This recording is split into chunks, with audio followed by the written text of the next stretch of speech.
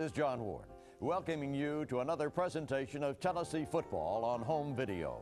The story you're about to see unfold is one of adventure and achievement. It's the story of teamwork, commitment, and the will to win. Doesn't need a lot of... Oh! He took a weapon!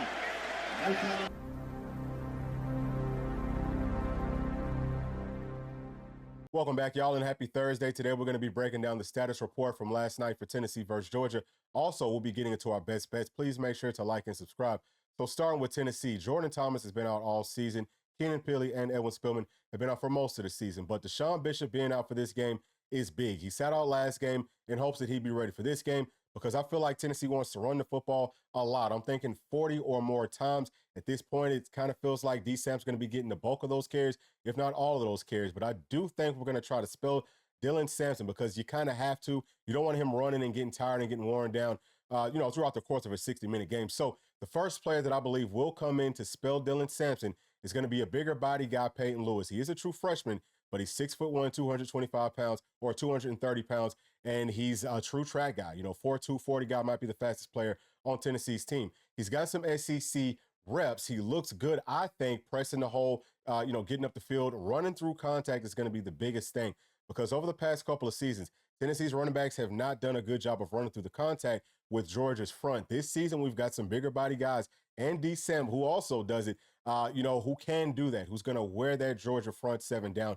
So I feel good about him. But we also have Cam Seldon, who's 6'2", 225 to 230 pounds. He's another real track guy, 4'2", 40. So we've got really good athletes coming in with bigger bodies that I think are going to be out to kind of, prove a point in this game, especially with a guy like Peyton Lewis. I wouldn't even say he's going to try to prove a point. Maybe Cam Seldon tries to prove the point more, but Peyton Lewis is a guy that I think he's very mature for his age. He's a freshman, but he's very confident. He's very, calm and cool and all those types of things. So I feel great about it. I think that we're going to be just fine. Well, I wouldn't say great. I feel good about it because I would feel great if Bishop was also going, but Tennessee's going to be fine from a running back perspective. Now let's come on down to Dante Thornton Jr., probably Tennessee's most consistent wide receiver, 6'5", 215 to 220 pounds.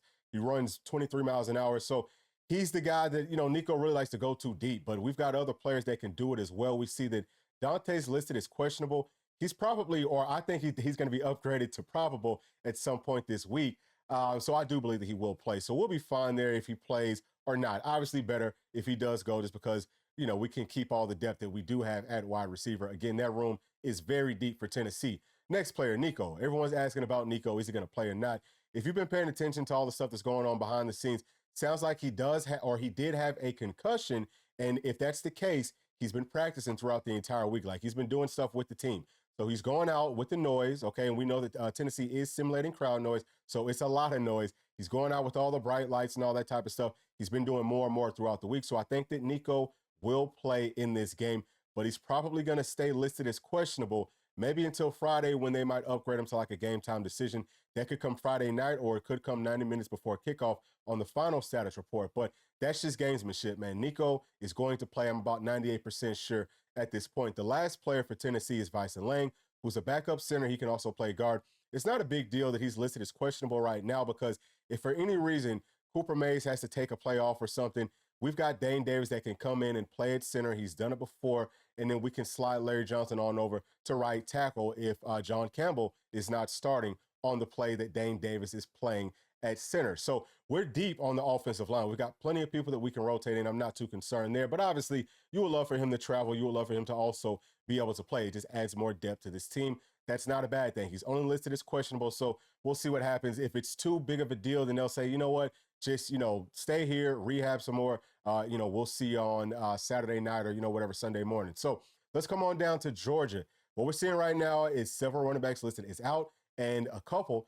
that's listed as questionable. So what that means is that they're very light at that position. We talked about maybe Georgia would try to lean more on their running game in this game to get their offense going. Doesn't sound like they can do that because they're so shorthanded. That plays into Tennessee's favor because they're going to be, pass happy. Tennessee can pin their ears back. We can sit on the routes that we know Georgia likes to run. Turnovers, sacks, et cetera, et cetera. I feel very good about this matchup, y'all. Let's talk about the first player for Georgia that's listed as out, Roderick Robinson II.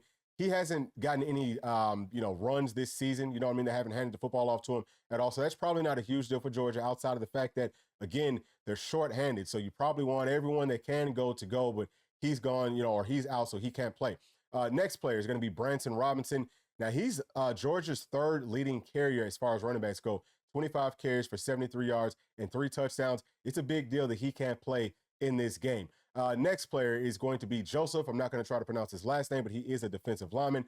Georgia has plenty of players up front that they can rotate in. Probably not a huge deal that he's out. He hasn't played that much this season. Next player, Trevor Etienne. He's the starting running back that transferred in from Florida. He's dealing with some sort of a rib deal. And, he was dealing with that last week as well. So if he's starting to feel uncomfortable, if Tennessee's whacking him, which I'm expecting for Tennessee to try to do, and if he has to take a seat, then the next guy's going to be a freshman, Nate Frazier, who I think is actually a better running back, but he fumbles the football a lot more. That gives Tennessee some opportunities to punch at the ball, get it, give the offense the football with a nice short field. Let's punch it in, score some more points. Let's run it up on these dogs, baby. So I'm feeling good looking at all this stuff. The next player, Anthony Evans III.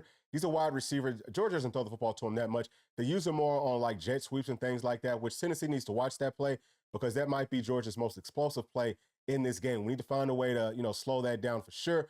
But it's probably not going to be a big deal if he can't go because while he might maybe be the fastest wide receiver for Georgia, I'm not going to say that he is, but he's probably up there. They've got other guys that can also run, so that's not going to be a huge deal. Now, Cash Jones, he's another running back. I heard that he was in a boot this week. I don't think that he's going to go. He's listed as questionable.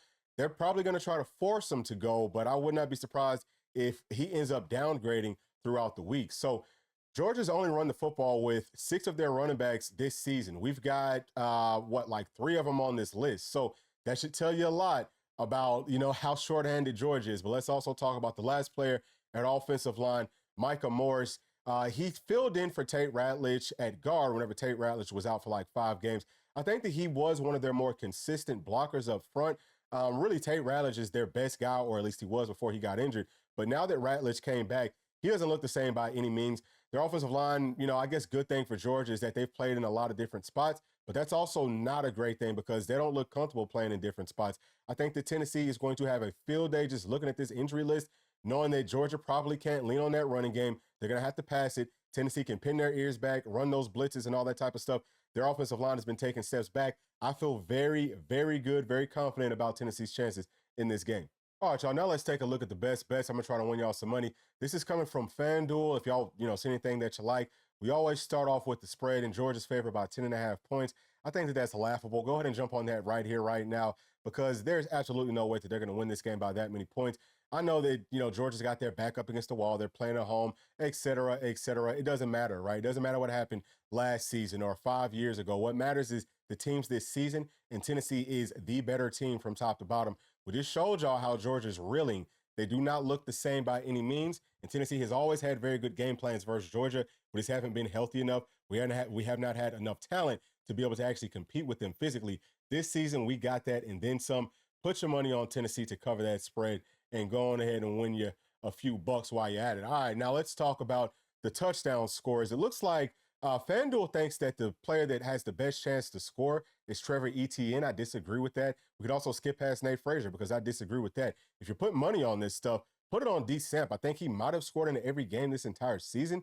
So, and I mean, if he hasn't, then there's only like one he didn't score in. But yeah, he's going to score in this game. So I would definitely put my money on him. That's a very easy way to make some money as well. Now, y'all can look through all the rest of the players and their odds. I'm not going to talk about those players just because to me it doesn't really matter. Just take the surefire money, man.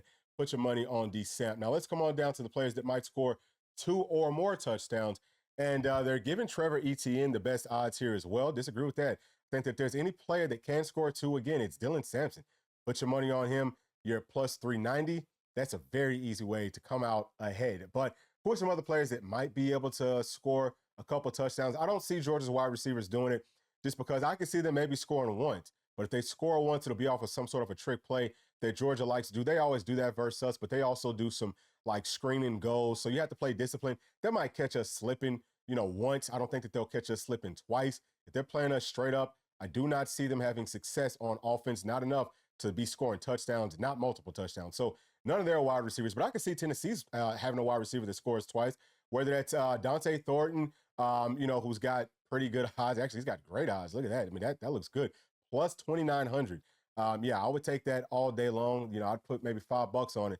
But then, you know, Carson Beck being up there, that's a joke. He's not going to rush for 2 touchdowns. At least I don't think he would. But then, you know, also I think guys like Squirrel, and also Brazel. You know, those guys, any of those guys I think could go for 2 because Georgia's secondary is not very good. And I think that we will scheme people open. We've done that in every game versus UGA with the exact same scheme. So let's come on down. We only have a few more that we'll be looking at today.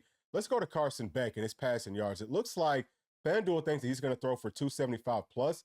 I don't see that happening. You know, I just don't, because if there's no real threat of Georgia to run the football consistently, like we talked about, man, Tennessee's going to play coverage. Like, we're going to sit on the routes based off of the down and distance and formation that Tennessee's done over the past few seasons with guys that can actually make plays. We're going to blitz. We're going to, you know, pin our ears back. I don't see Beck throwing for really over 225. So that's where I would stop it right there. You know what I'm saying? If you want to put some money on it, go right there at minus 320. I don't see him having too much more success than that. But let's talk about the passing touchdowns. I think that Carson Beck could maybe throw for 2 touchdowns in this game. I could see that happening potentially. So maybe you go with the second one right here, 2+ passing touchdowns at minus 108. You know, that gives you the best odds. That 3+ touchdowns, that ain't happening, baby. That ain't going to happen for sure. Now let's come on down to Dylan Sampson's numbers as far as rushing yards go. FanDuel thinks that he's going to rush for about 100 yards, and I can see that. But just to be safe, because I know that Georgia is going to be king on Tennessee's running game, I'm going to go with about 90 yards. I think he can get there just because he's going to get a lot of carries. We talked about it. He's going to be the guy that gets most of those carries. So I think that that's probably the best bet. But if you want to be extra safe, then I would go down one more to 80+ yards. And the odds right there are at negative 182. So that's pretty much it. Outside of this last one right here, the first half winner, I'm going Tennessee. Georgia starts slow. Tennessee started slow a little bit this season, but Tennessee has more of an upside to actually start fast in this game than Georgia does, just because we know that Tennessee's defense is elite. I would not call Georgia's defense elite by any means.